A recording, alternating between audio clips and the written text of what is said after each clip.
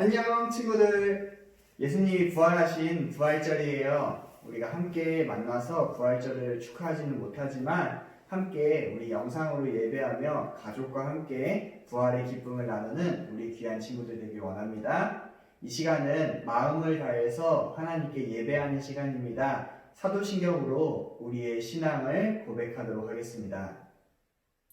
천능하사 천지를 만드신 하나님 아버지를 내가 믿사오며 그 외아들 우리 주 예수 그리스도를 믿사오니 이는 성령으로 잉태하사 동정녀 마리아에게 나시고 본디오 빌라도에게 고난을 받으사 십자가에 못 박혀 죽으시고 장사한 지 사흘 만에 죽은 자 가운데서 다시 살아나시며 하늘에 오르사 전능하신 하나님 우편에 앉아 계시다가 저리로서 산자와 죽은 자를 심판하러 오시리라.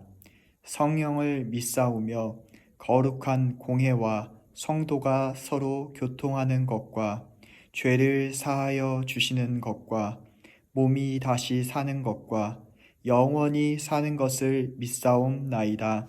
아멘. 이 시간은 우리가 하나님께 입술로서 찬양하는 시간입니다. 함께 일어나서 함께 찬양하도록 하겠습니다.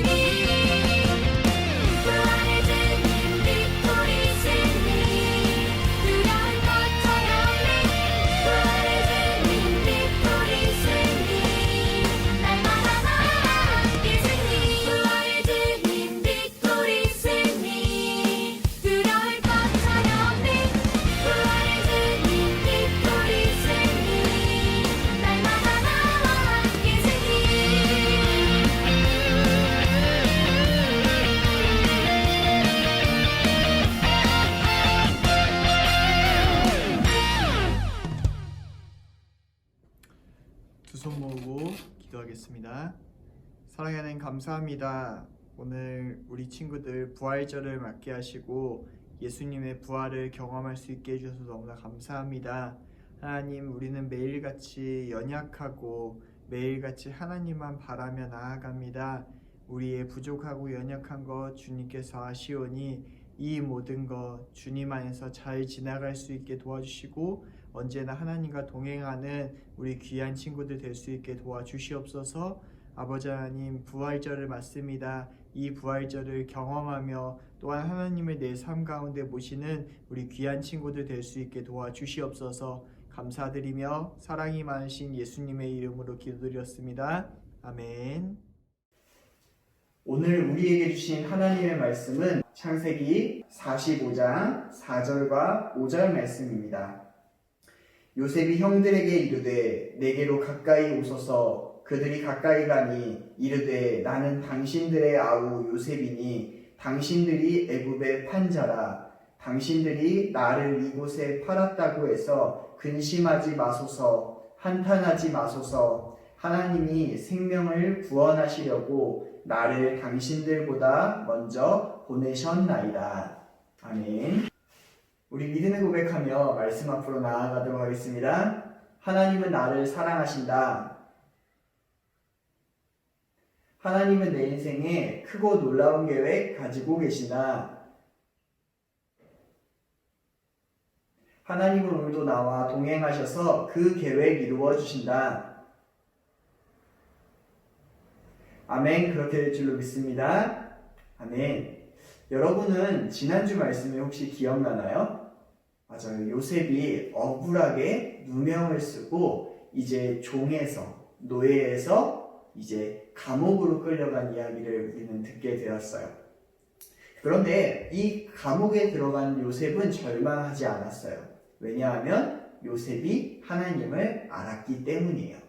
하나님과 함께하면서 그는 형통이라는 것을 알게 되었습니다.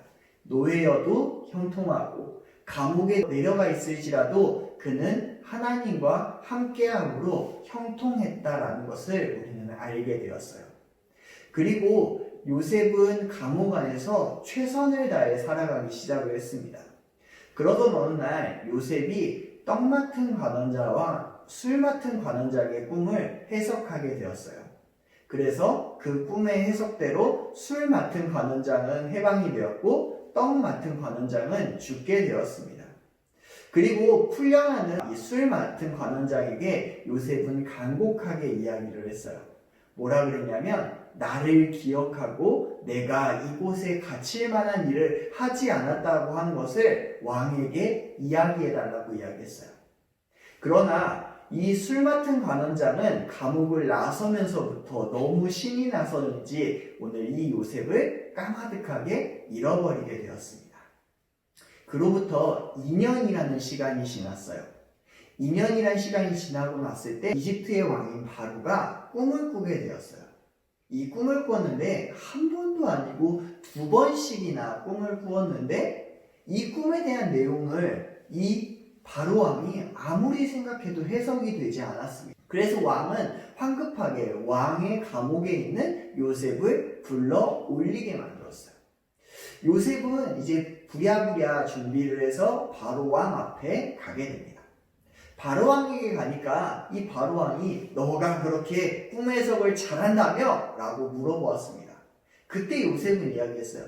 내가 꿈 해석을 잘하는 것이 아니라 하나님께서 그 꿈에 대한 답을 주실 겁니다. 답을 주시는 분은 오직 하나님밖에 없으십니다. 라고 이야기를 했어요. 그리고 이 꿈에 대한 내용을 잘 들은 요셉이 하나님에 의해서 이 꿈을 해석하게 돼요. 그런데 바로가 이 꿈에 대한 해석도 듣고 또한 신이 보낸 사람이라고 생각을 해서 요셉을 너무 마음에 들어합니다. 그래서 바로는 요셉을 왕 다음인 총리로 세우게 돼요. 그리고 7년의 풍년이 지나고 이제 흉년이 찾아오게 되었습니다. 작년까지만 해도 풍족한 곡식이 있었는데 올 한 해의 농사는 완전히 망해버렸어요. 그래서 사람들이 곡식을 요셉에게 가서 사서 먹기 시작합니다. 그런데 문제는 이 흉년이 이집트에만 온 게 아니었어요. 이 가나안 땅에 있었던 10명의 형과 야곱에게도 흉년이 찾아왔습니다. 그래서 야곱은 10명의 형들을 이집트로 보내서 곡식을 사오게 만들었어요. 그러나 마지막 남은 12번째 아들인 베냐민만은 자기가 지키면서 10명의 형들에게만 갔다 오라고 이야기했습니다. 자, 10명의 형들이 이제 내려가서 곡식을 사려고 하는데 그 곡식을 파는 사람이 누구였죠? 바로 요셉이었어요. 요셉은 형들을 알아봤는데 형들은 요셉을 알아보지 못합니다. 여러분, 아무리 인격적으로 다듬어진 요셉일지라도 이제 형들을 향한 부글부글한 마음을 참을 수가 없겠죠?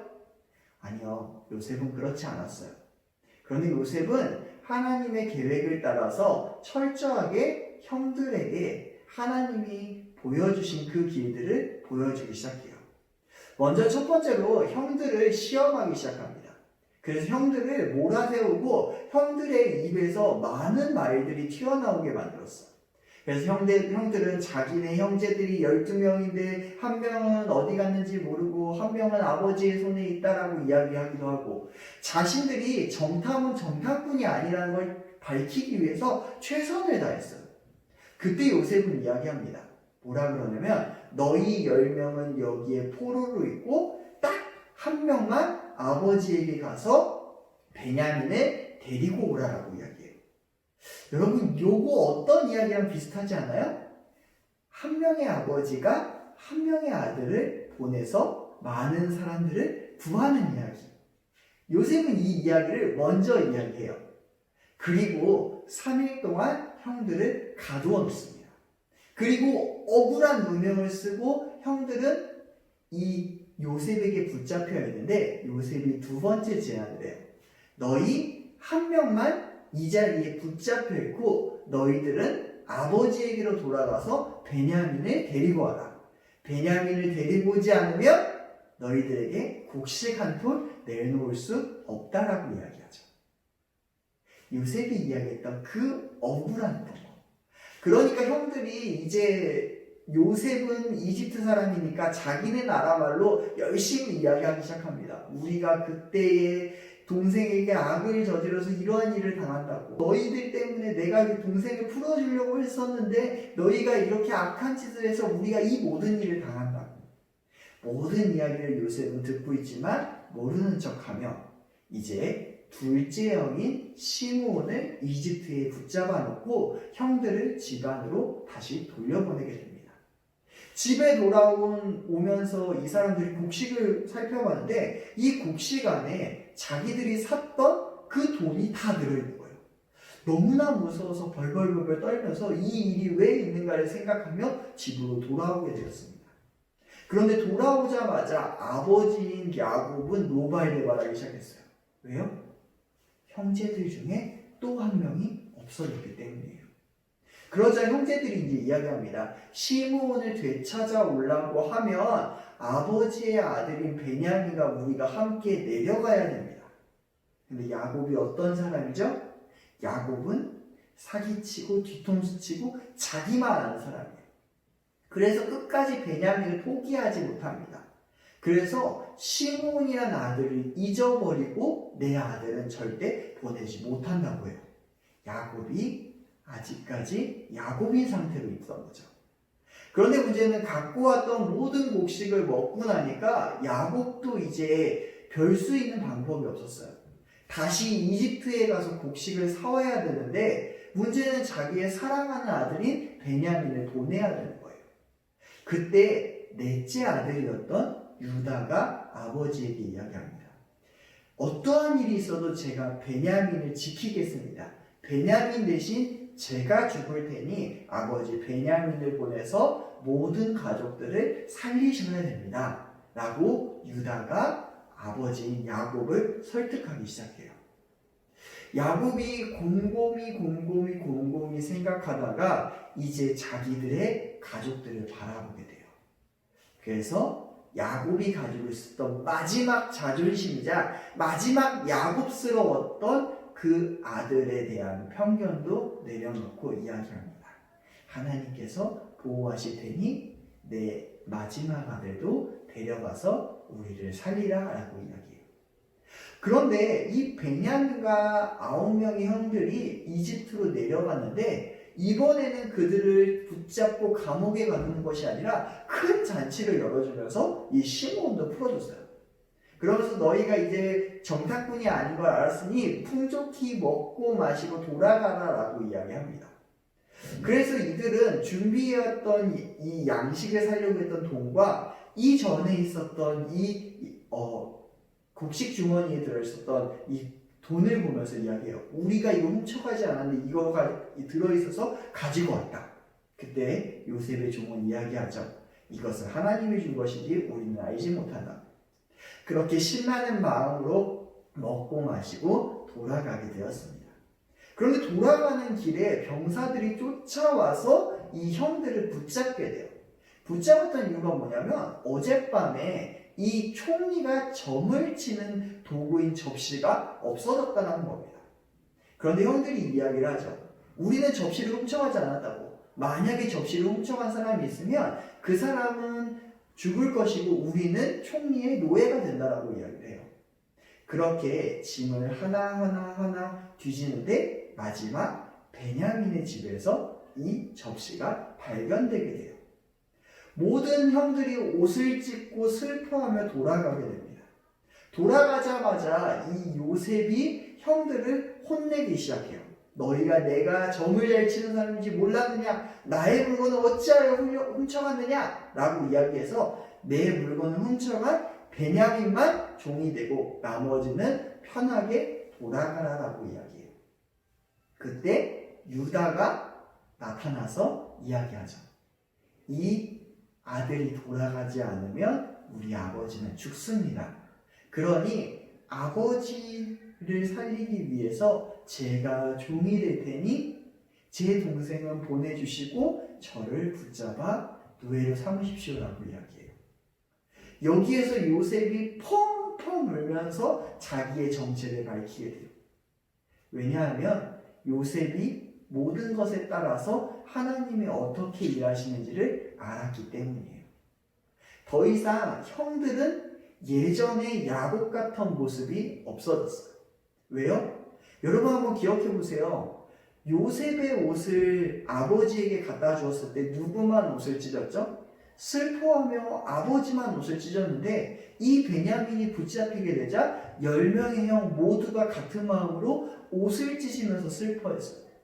베냐민이 잡히게 되자 자기들이 모두 다 종이 되겠다고 이야기했어요.